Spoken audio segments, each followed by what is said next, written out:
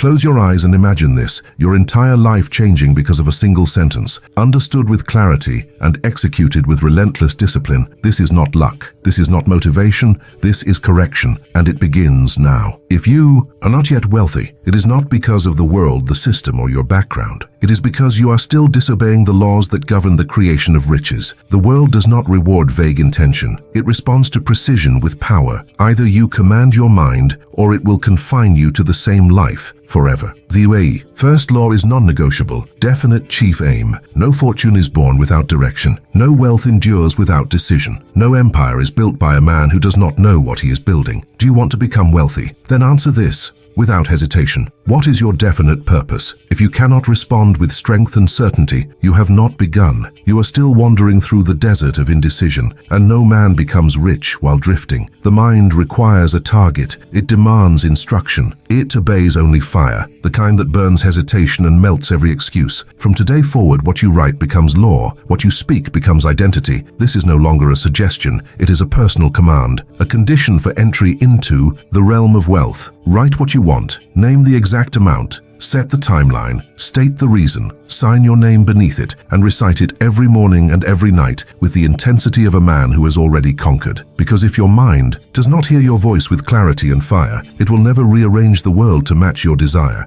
Wealth begins with purpose, not vague hope, not empty desire, but a written, declared, burning aim, repeated with conviction, until it becomes a law inside the mind. Every man who has built enduring wealth began by answering one question with absolute finality. What do I want? It must be measurable, it must be clear, it must be written, and it must ignite your spirit every time you speak it. You cannot command your subconscious mind with cloudy dreams. You cannot expect discipline from a drifting identity. The mind only obeys what is stated without apology and backed by desire so strong it silences all hesitation. If you cannot declare in one sentence, without pause, what you are building and why it must be built, then you are still wandering. You are not yet creating, you are reacting. Andrew Carnegie once looked into my eyes and asked, "What is your definite purpose?" I hesitated. He did not laugh. He recognized the weakness. He knew I had not begun. Because the man who cannot speak his aim has not earned the right to pursue it. Do not say, "I want to be rich." That is insufficient. Do not say, "I want to succeed." That is vague. You must define the amount, the result, the timeline, and the emotional reason behind it. You must write it with ink, sign your name beneath it, and recite it every morning and every night until your subconscious mind treats it as unbreakable law. When your mind accepts it as law, your actions will align, your attention will sharpen, your results will accelerate. Let me now give you the structure. Your declaration must follow this exact pattern. I demand of myself the attainment of exact result by specific date, through method or service. In exchange, I will give what you commit to offer. I will pursue this with unwavering belief, daily repetition, and relentless action until it is accomplished. Speak this aloud with emotion, with authority, with no hesitation, because a whispered wish creates nothing. A declared law moves the universe. The subconscious mind does not obey silence. It does not respond to hesitation. It submits only to repetition, with fire. Without a definite chief aim, your energy becomes scattered. You will work, but without movement. You will think, but without decision. You will act, but without progress. Confused thoughts create confused results, and that is why most men remain poor, not for lack of opportunity, but for lack of instruction. When you commit, fully, emotionally, and in writing, everything begins to shift. Distraction loses its power, fear releases its grip, excuses lose their voice, and the world, seeing a man with clarity and direction, begins to move with him. Every empire, every fortune, every rise to greatness was preceded by one thing, a single purpose held with unwavering focus. Henry Ford wanted one thing, a car every working man could afford. People laughed, experts resisted, yet he held his aim, repeated it, believed it, worked it, and so it became reality. Do not ask if it is realistic. Do not look for permission from those who do not believe. Do not whisper your aim as if testing it. Declare it, repeat it, obey it, and never again entertain goals that do not align with your chief aim. Take a sheet of paper, write it today, not tomorrow, not later, now. Then commit to the ritual. Speak it aloud upon waking. Speak it aloud before sleep. Take one action each day in service of that aim. Track your proof. Record your movement. Refuse to contradict your aim in word or in behavior. This is not positive thinking. This is spiritual alignment. You are instructing the inner mind to become your servant, and it will serve you with power if you treat your aim as sacred. Now say this: I know what I want. I write it. I speak it. I pursue it without pause. Again, I know what I want. I write it. I speak it. I pursue it without pause. Let this become your commandment. Let this become your compass, because until your aim becomes law, wealth remains a fantasy.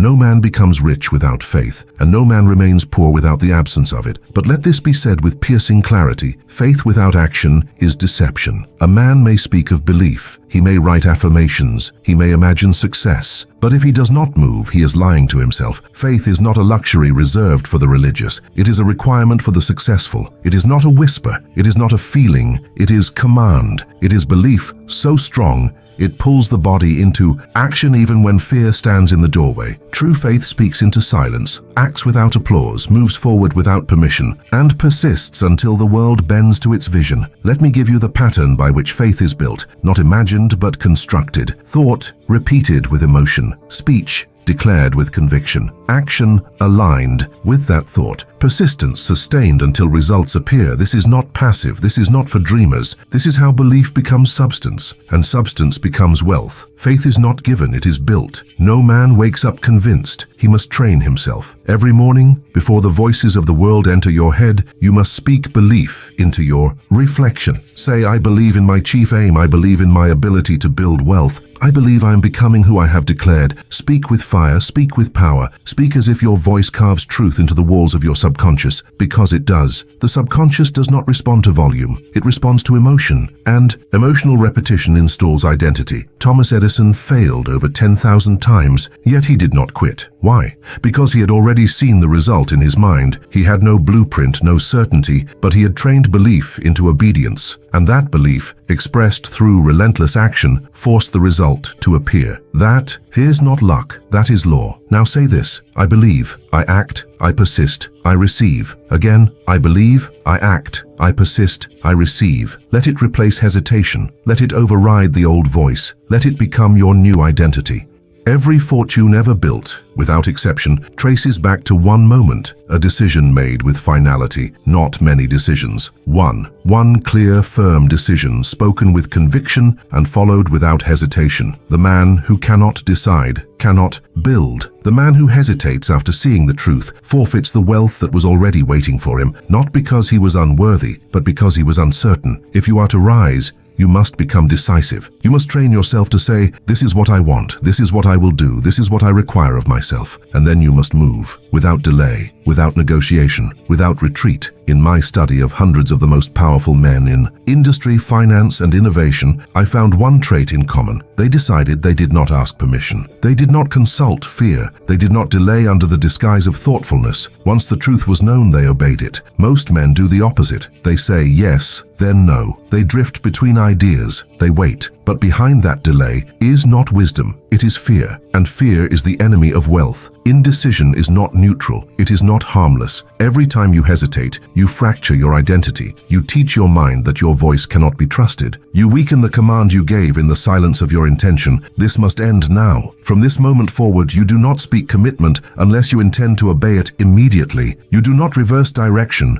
unless your definite chief aim is threatened. You replace hesitation with declaration. Let this story become a blade in your memory. Henry Ford once decided to build an 8-cylinder engine. Every engineer said it was impossible. Again and again they returned to him claiming defeat. Ford did not flinch. He did not waver. He said, build it anyway. He had already decided. And that decision created the result. This is what separates the wealthy from the watchers. Most men say, I will think about it. But thinking without acting is spiritual decay. I will think about it is the anthem of failure. Replace it with this: I have decided. Say it now: I decide quickly. I act decisively. I do not wait. Again, I decide quickly. I act decisively. I do not wait. Let it become your new standard, because the man who decides rises.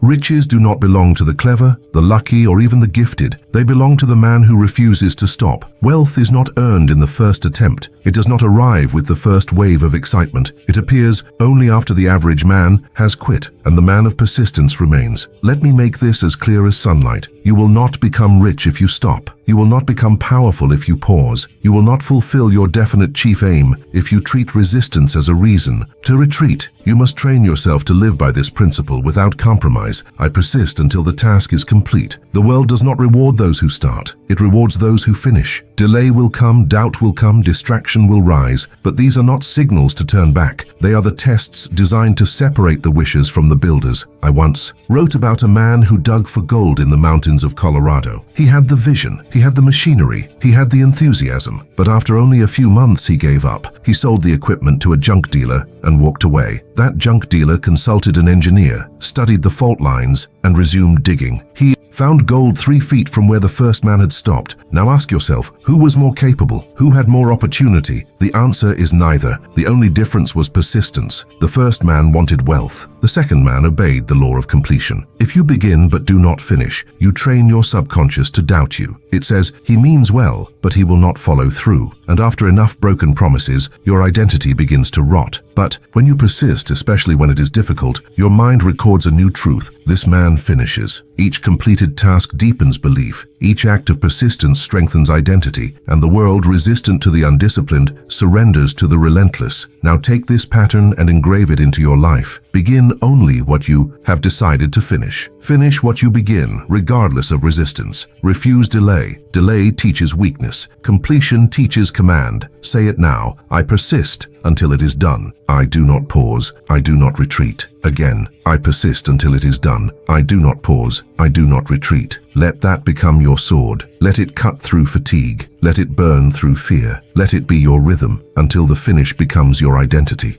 The riches of life do not surrender to the distracted man. They do not yield to the scattered. They do not follow the one whose attention is divided between desire and entertainment, between purpose and escape, between vision and noise. The man who becomes wealthy is not the one who does the most. He is the one who holds one burning aim and bends his entire life to serve it. He does not chase 10 desires. He does not speak 100 goals. He holds one clear decision with the strength of steel, and he forges every thought, every word, every behavior, every moment of every day into alignment with that aim. This is the law of controlled attention. Attention is energy. It is your greatest currency. It determines whether you build or merely imagine. If your attention is scattered, given to emotion, to distraction, to shallow entertainment, you are handing your power to forces that do not serve you. You may work, you may read, you may tell yourself you are trying, but if your attention is not under your control, your destiny never will be. Controlled attention is not inspiration. It is discipline. It is command. It is the decision to focus the entire power of your mind on one single outcome until it manifests. Let me give you the practice. Upon waking, declare your definite chief aim aloud, with power. Before every task, ask, does this serve my aim? If not, cut it. When the mind drifts, do not criticize, return, speak the aim again. In moments of fatigue or emotion, say this aloud. My attention is mine. I fix it on wealth. I fix it on success. I fix it on my decision. Repeat it. Again, my attention is mine. I fix it on wealth. I fix it on success. I fix it on my decision. Because without this, you cannot persist. You cannot act with power. You cannot believe with force. The mind, like a magnifying glass, only ignites when it is held to a single point. Scattered light warms nothing, but focused light burns through steel. So it is with your thought. Do not let your mind jump from desire to fear, from idea to doubt. That is how poverty is sustained. Instead, train yourself to command your attention, and the results will follow.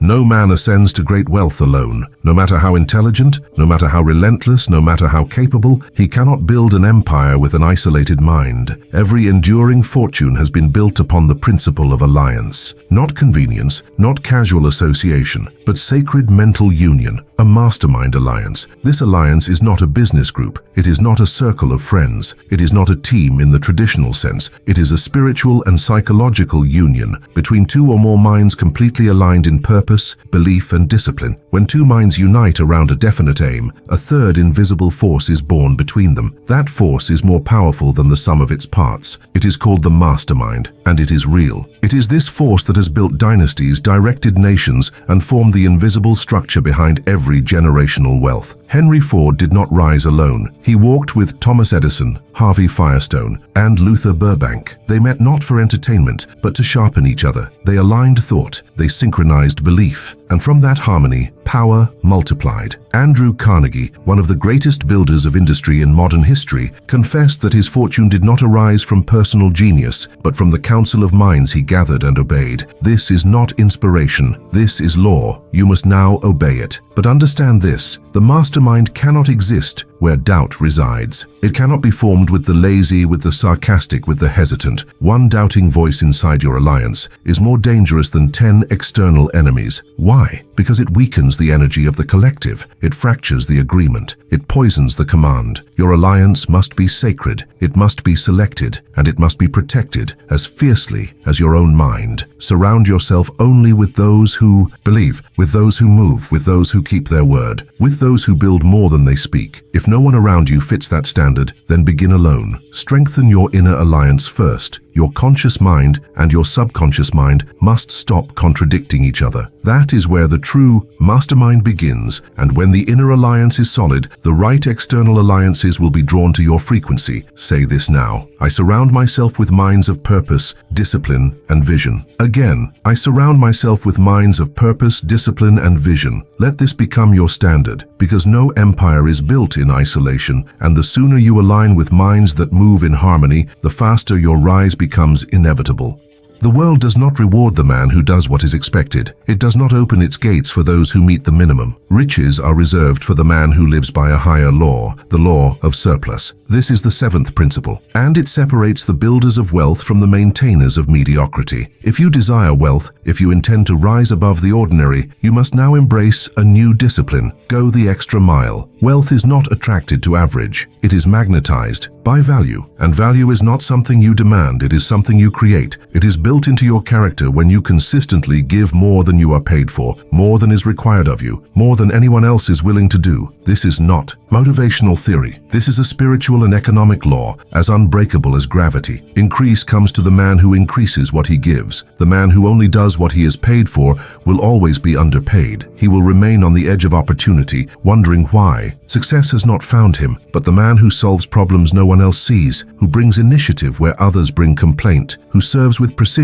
where others serve with passivity, that man becomes irreplaceable. Let me give you a name: Charles M. Schwab. He began as a mill worker. He became the president of United States Steel, not because of his resume, but because he embodied this law. He stepped outside the limits of his title. He handled what was not his responsibility. He gave before asking, and the law rewarded him, first with trust, then with leadership, then with unimaginable wealth. He was not promoted because he requested it. He was promoted because his results left no other option. This is what I call invisible compensation, the reward that always finds the man who goes beyond. It may not come in the form you expect. It may not come on the day you want, but it will come because the law cannot be broken. Now say this: I go the extra mile. I give more, I grow more, I become more. Again, I go the extra mile. I give more, I grow more, I become more. Let this become your new code of behavior, not occasionally, daily, not for recognition, for identity, because the man who gives more than he is paid for will soon be paid for more than he gives.